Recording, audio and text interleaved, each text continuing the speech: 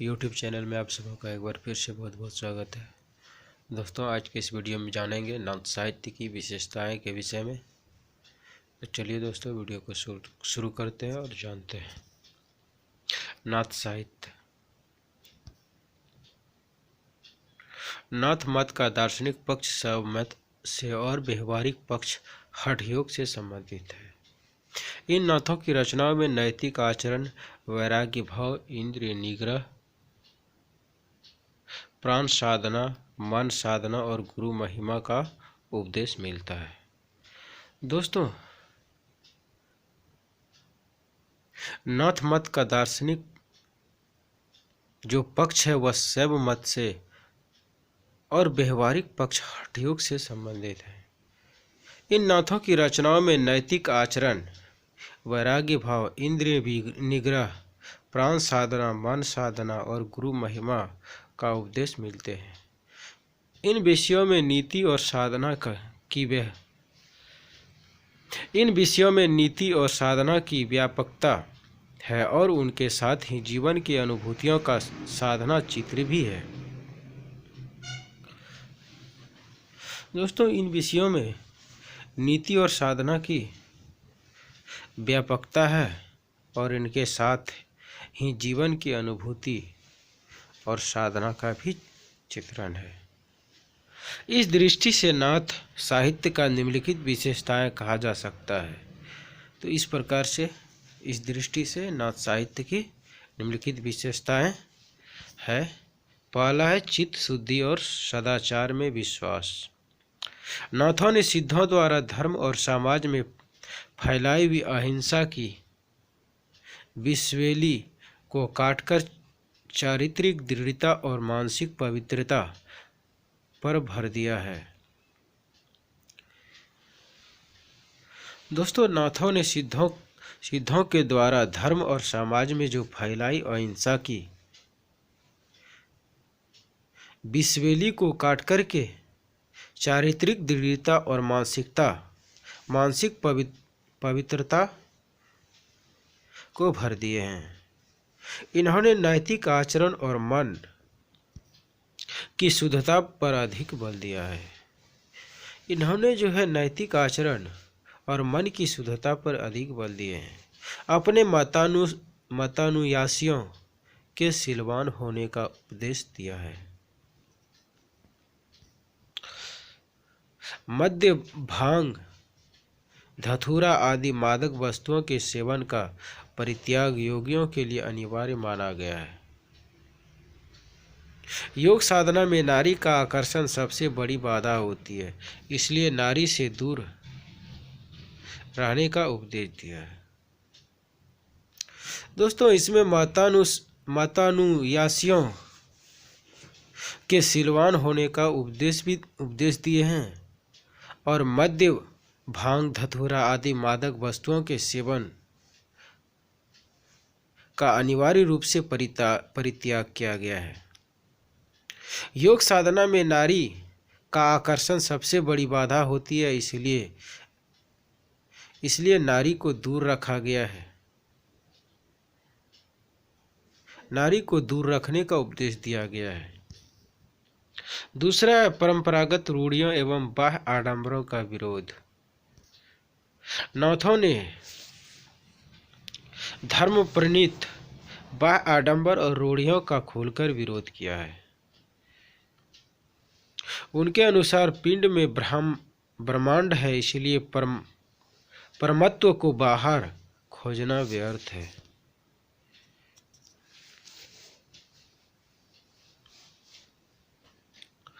दोस्तों, यहाँ पर कहा जा रहा है कि नाथों ने धर्म प्रणीत बाह्य आडंबर और रूढ़ियों का खोल करके विरोध किए हैं। उनके अनुसार पिंड में ब्रह्मांड है, इसलिए परम तत्व को बाहर खोजना व्यर्थ है। मन की शुद्धता और दृढ़ता के साथ हठ योग के द्वारा उस परम तत्व का अनुभव किया जा सकता है। मन की शुद्धता के लिए दृढ़ के साथ हठ योग के द्वारा उस परम तत्व का अनुभव किया जा सकता है। धर्म के क्षेत्र में बाह्य आडंबर के लिए कोई स्थान नहीं है, इसलिए नाथों ने मूर्ति पूजा, मुंडन, विशिष्ट वस्त्र पहनना, ऊंच नीच, वेद पुराण पढ़ना आदि का विरोध किया है।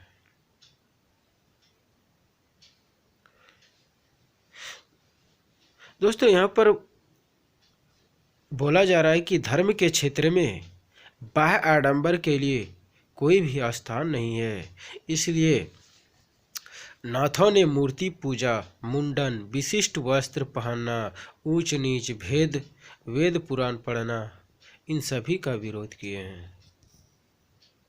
तीसरा है गुरु महिमा।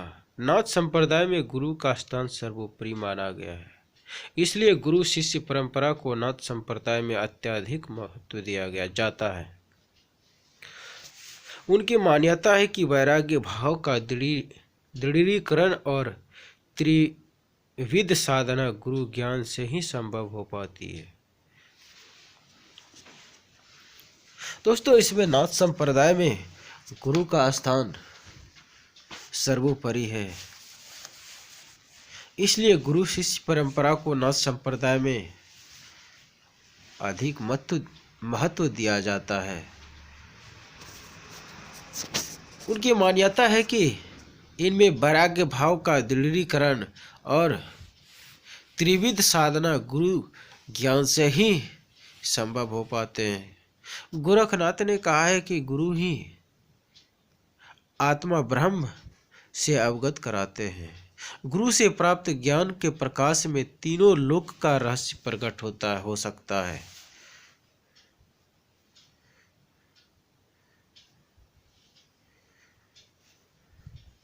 गोरखनाथ ने कहा है कि गुरु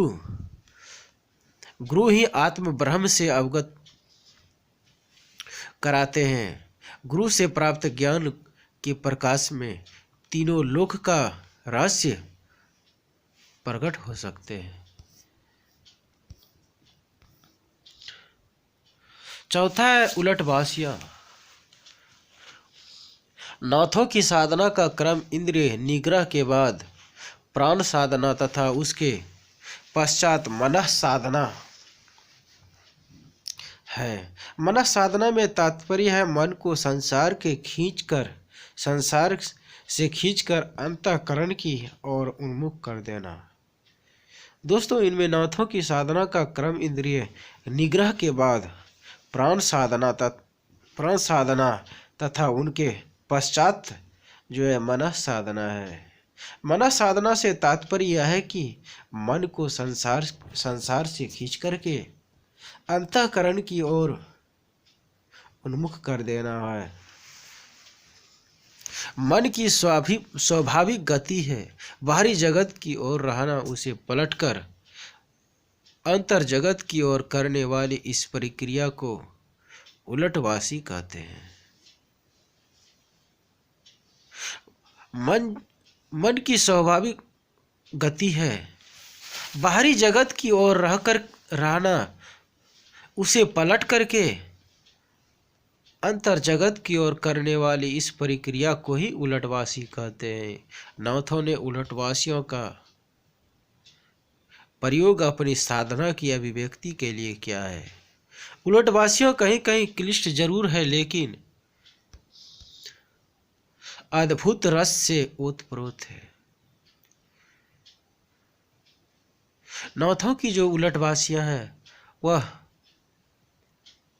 प्रयोग अपनी साधना की अभिव्यक्ति के लिए क्या है, लेकिन उलटवासियां कहीं कहीं क्लिष्ट है, लेकिन अद्भुत रस से ओतप्रोत है। पांचवा है जनभाषा का परिष्कार। आदिकालीन हिंदी के समृद्ध कराने में नाथ साहित्य का महत्वपूर्ण योगदान रहा है। यद्यपि नाथों ने संस्कृत भाषा में भी विपुल मात्रा में रचनाएं लिखी है, लेकिन सामान्य जनों के लिए उन्होंने अपने विचार जनभाषा में ही अभिव्यक्त किए हैं।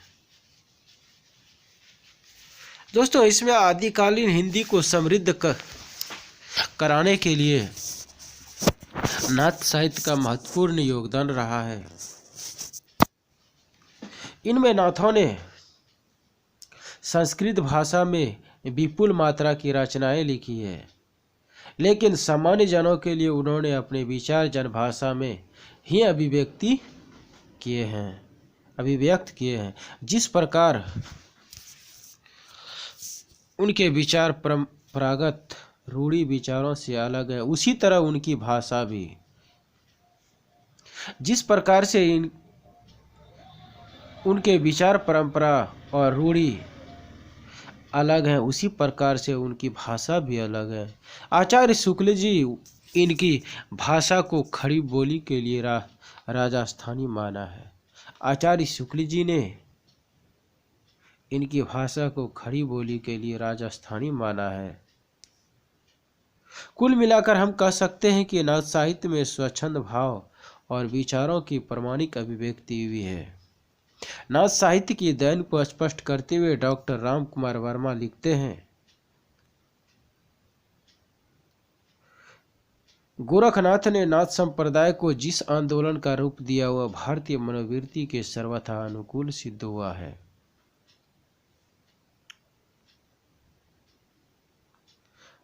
डॉक्टर राम कुमार वर्मा जी नाथ साहित्य की देन को स्पष्ट करते हुए लिखते हैं कि गोरखनाथ ने नाथ संप्रदाय को जिस प्रकार से आंदोलन का रूप दिया है वह भारतीय मनोवृत्ति के सर्वथा अनुकूल सिद्ध हुए हैं। उनमें जहां एक और ईश्वरवाद की अनिश्चित धारणा उपस्थित की गई, वहां दूसरी ओर विकृत करने वाली समस्त परंपरागत रूढ़ियों पर भी आघात किया है। जहां पर एक और ईश्वर की निश्चित धारणा उपस्थित की गई है, वहीं दूसरी ओर विकृत करने वाली समस्त परंपरागत रूढ़ियों पर भी आघात करने का काम किए हैं। जीवन को अधिक से अधिक संयम और सदाचार के अनुशासन में रखकर आत्मिक अनुभूतियों के लिए सहज मार्ग की व्यवस्था करने का शक्तिशाली प्रयोग गोरखनाथ ने किया है। जीवन को अधिक से अधिक संयम और सदाचार के अनुशासन में रख करके आत्मविश्वास, आत्मिक अनुभूतियों के लिए सहज मार्ग की व्यवस्था करने के लिए जो शक्तिशाली प्रयोग किए वे गोरखनाथ ने किए हैं। तो दोस्तों, आज के इस वीडियो में मैं आपको नाथ साहित्य की विशेषताएं को लेकर के बताया हूँ। आज के इस वीडियो में इतना ही। फिर अगले वीडियो में एक नए विषय के साथ मिलता हूँ। तब तक के लिए धन्यवाद।